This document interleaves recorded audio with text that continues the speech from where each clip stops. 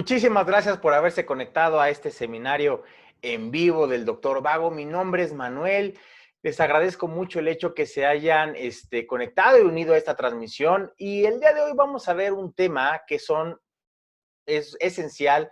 Por lo general vienen de 5 a 10 preguntas en el examen nacional y es muy importante tener conceptos básicos y bien asentados acerca de esta temática, que son los fundamentos del desequilibrio ácido-base para el médico ocupado, que somos todos nosotros, los que nos estamos preparando para el examen nacional.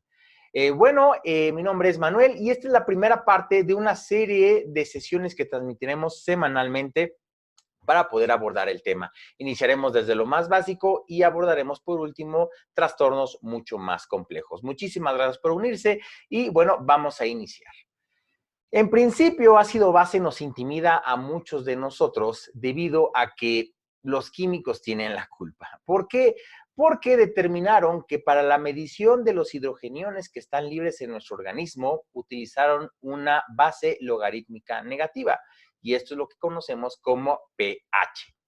¿Por qué digo que los químicos son los que tienen la culpa? Porque definieron esta escala logarítmica negativa con la finalidad de que la escala fuera mucho más amplia a que la medición directa de los hidrogeniones, pero la desventaja es que es poco intuitiva. Pero conociendo cuáles son las bases y el origen de esta escala es con lo que nos podemos auxiliar para poder tener un mejor desempeño tanto en el examen nacional como en la práctica del día a día.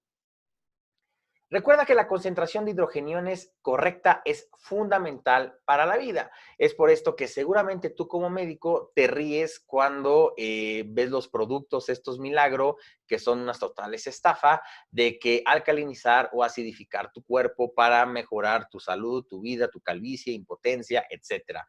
Porque contamos con dos maravillosos órganos como son los pulmones y los riñones, que día a día se encargan de mantener la concentración adecuada de hidrogeniones y mantengamos la vida y no muramos en el intento.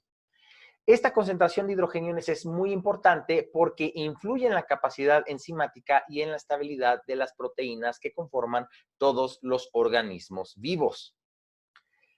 Esta diapositiva puede ser un poco intimidante, pero es muy sencilla. De forma general, el pH normal para fines prácticos de este curso es de 7.4. Esto quiere decir que la cantidad de hidrogeniones es una cantidad de 10 a la potencia de menos 7.4. Confía en mí y este número corresponde a una concentración de 4 por 10 a la 8. Confía en mí.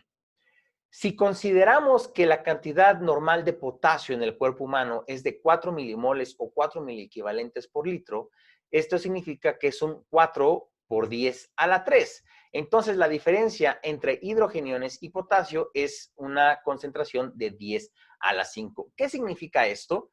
Que la concentración de hidrogeniones es 100,000 veces menor a la concentración sérica del catión potasio. Entonces, con esto quiero ejemplificar el hecho de que es muy importante mantener la concentración adecuada para poder tener vida en los organismos vivos. La concentración de hidrogeniones es tan estrecha el valor en el cual se puede mover para poder conservar la vida que lo podemos ilustrar en esta diapositiva.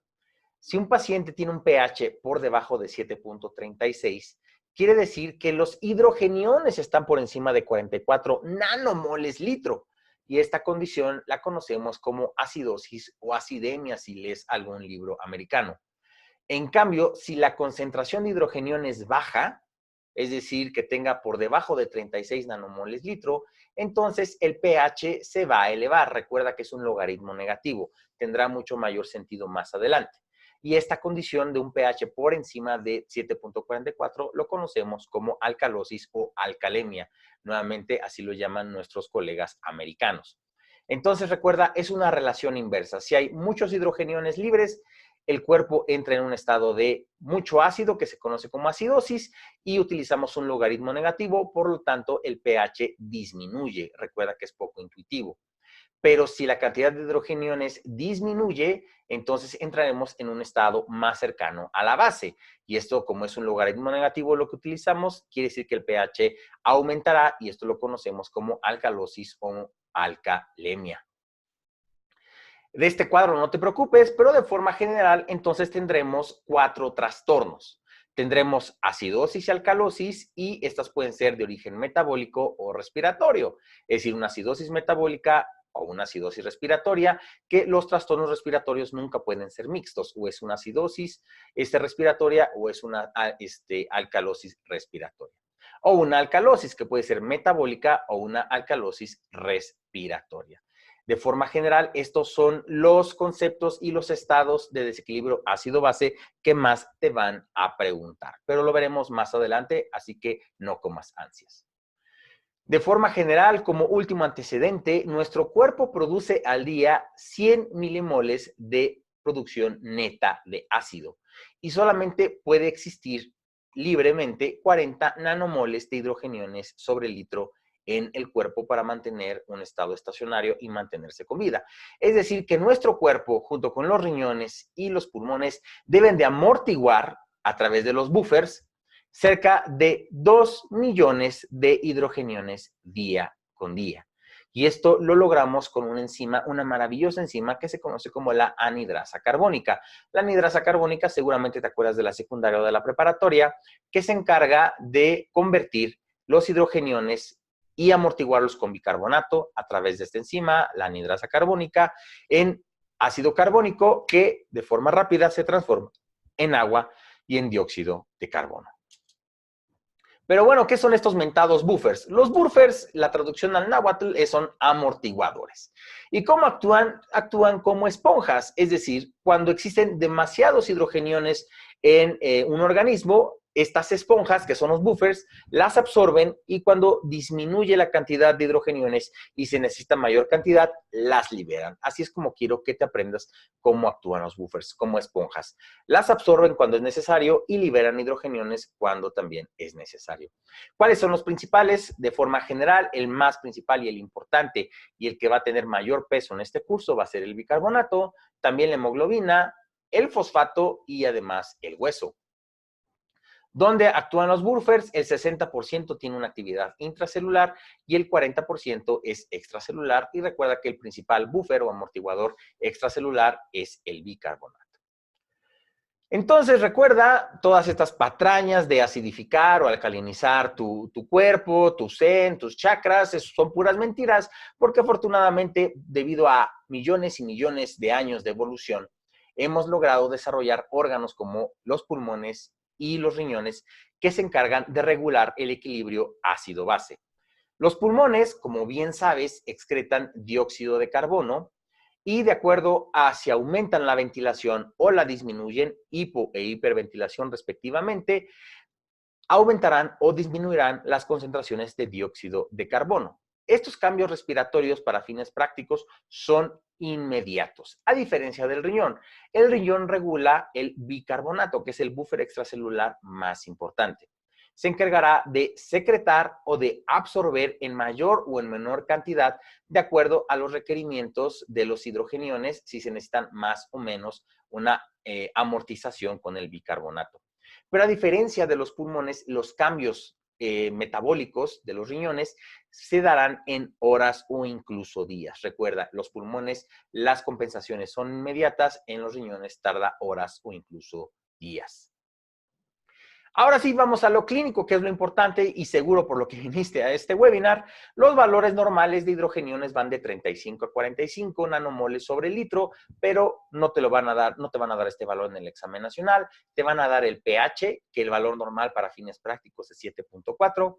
El bicarbonato, que son 24 milimoles sobre litro, la cantidad normal, y dióxido de carbono a nivel del mar, la concentración normal es 40 milímetros de mercurio. Hago esta acotación de a nivel del mar porque en zonas mucho más altas, como es la Ciudad de México, este valor de dióxido de carbono es mucho más bajo. Y esto te puede sorprender en el momento que hagas esta dinámica con pacientes en lugares con gran altitud. Pero para fines prácticos, la concentración de 40 milímetros de mercurio es lo normal que es dióxido de carbono de presión parcial a nivel del mar.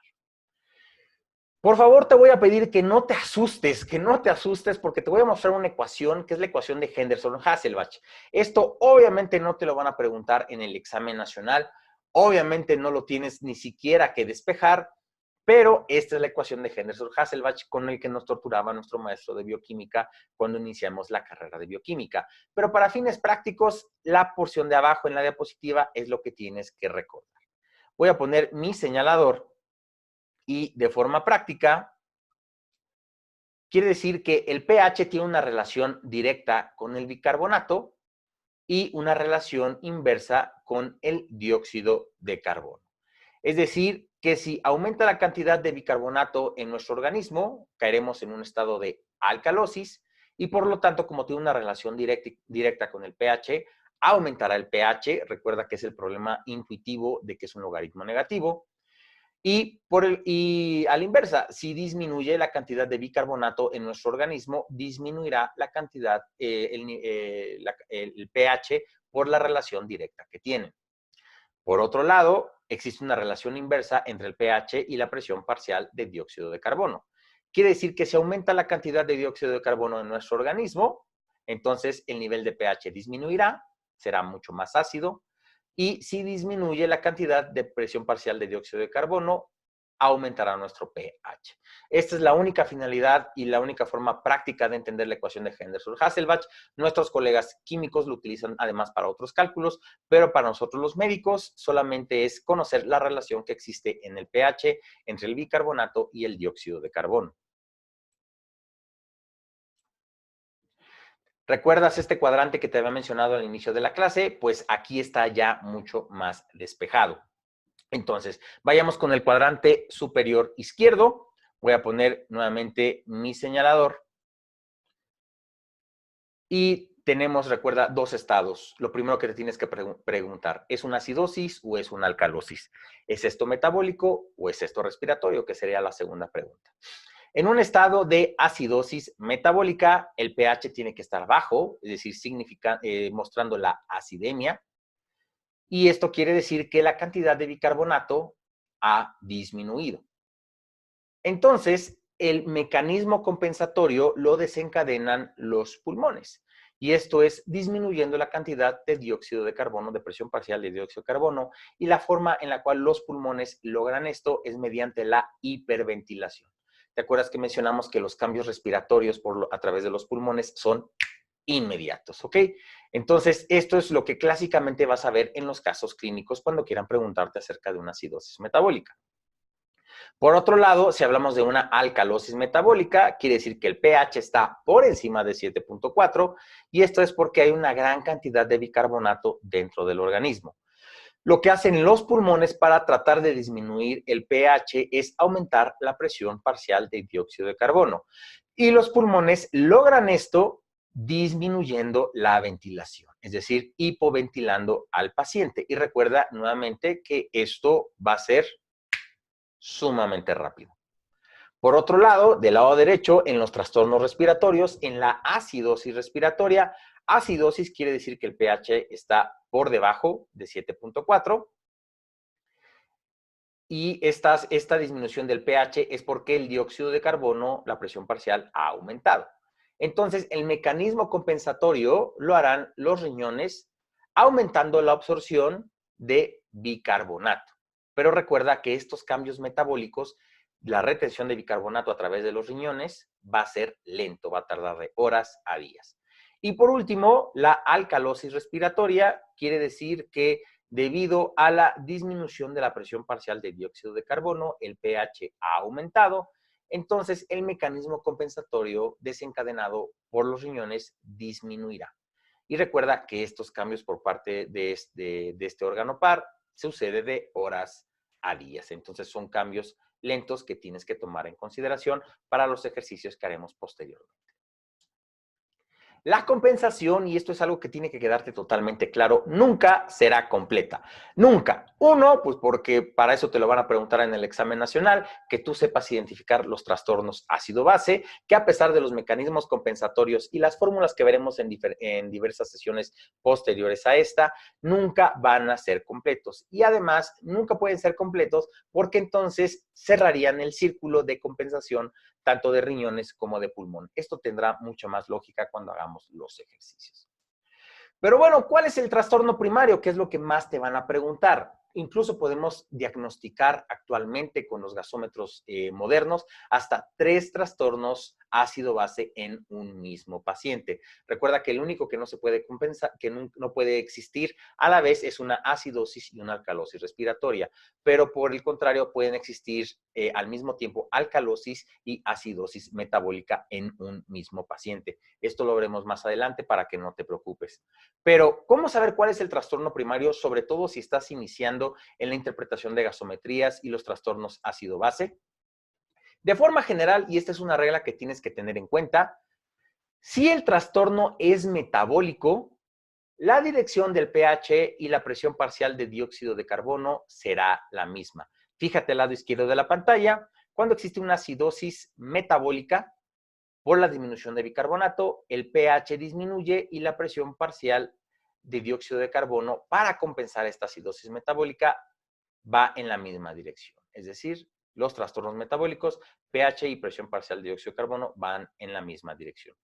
Por el contrario, si tenemos una alcalosis metabólica, es decir, hay demasiado bicarbonato y esto provoca aumento del pH, los pulmones provocan una compensación reteniendo CO2. Y si te das cuenta, el pH y la presión parcial de dióxido de carbono van en el mismo sentido, entonces así podemos intuir que es un trastorno metabólico.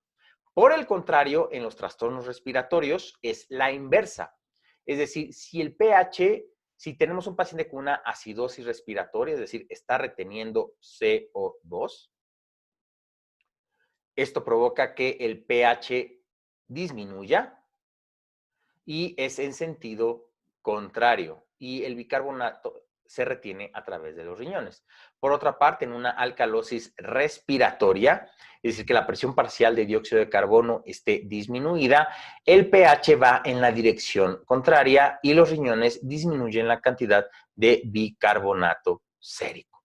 Entonces, es una regla que te puede ayudar cuando estás un poco perdido. Obviamente, con la experiencia se te será mucho más fácil identificar el trastorno primario y mi finalidad en este curso es ayudarte a incluso identificar triples trastornos ácido-base, que son mucho más complejos y seguramente no te van a preguntar en el examen nacional, pero bueno, estás viendo al doctor Vago y esa es mi finalidad, que sepas a profundidad estos temas, ¿ok? Entonces recuerda, metabólicos, pH y PCO2 van en la misma dirección, trastornos respiratorios, pH y PCO2 van en relación contraria. Vamos a hacer algunos ejercicios, vamos con el ejercicio número 1. Te van a dar un paciente con un cuadro clínico y te van a poner pH, bicarbonato y presión parcial de dióxido de carbono.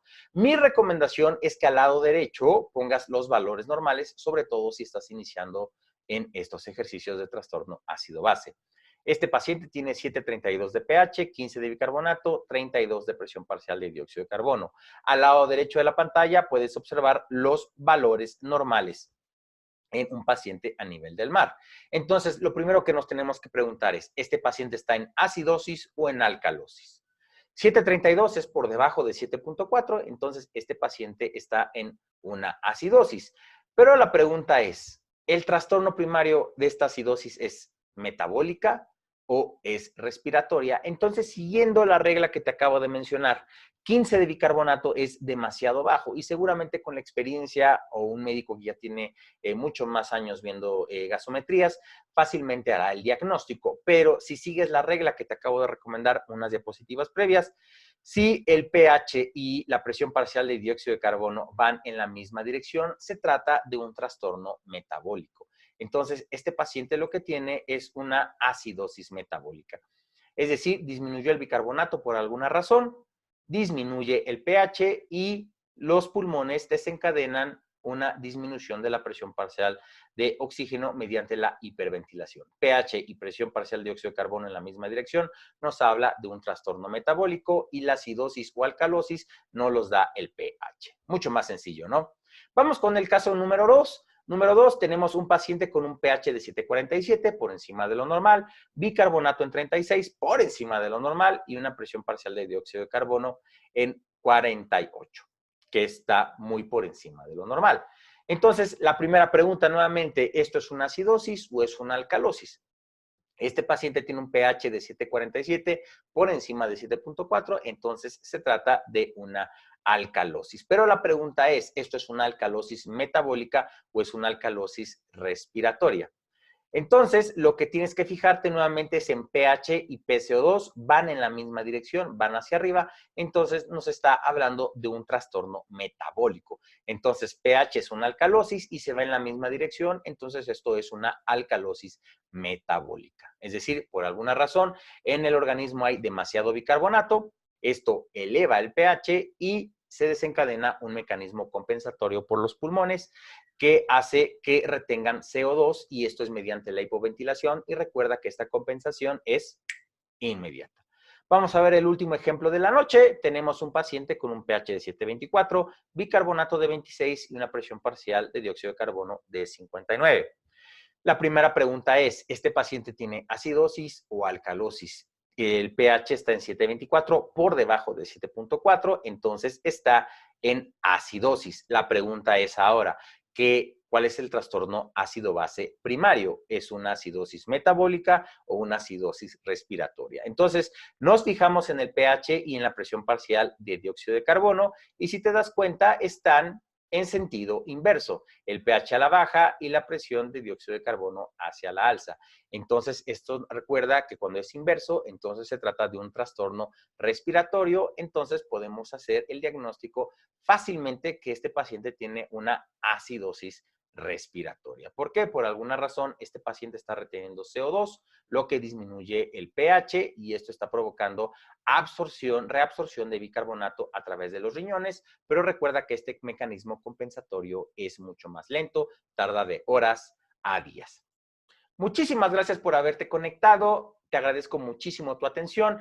Por favor, si quieres obtener estas diapositivas, entra a www.drvago.com. En la página principal, hasta el lado derecho, van a aparecer diapositivas clínicas, diapositivas de casos clínicos y puedes descargar estas diapositivas. Te invito también que te unas a nuestro canal de Telegram, t.me/Dr. Vago MX.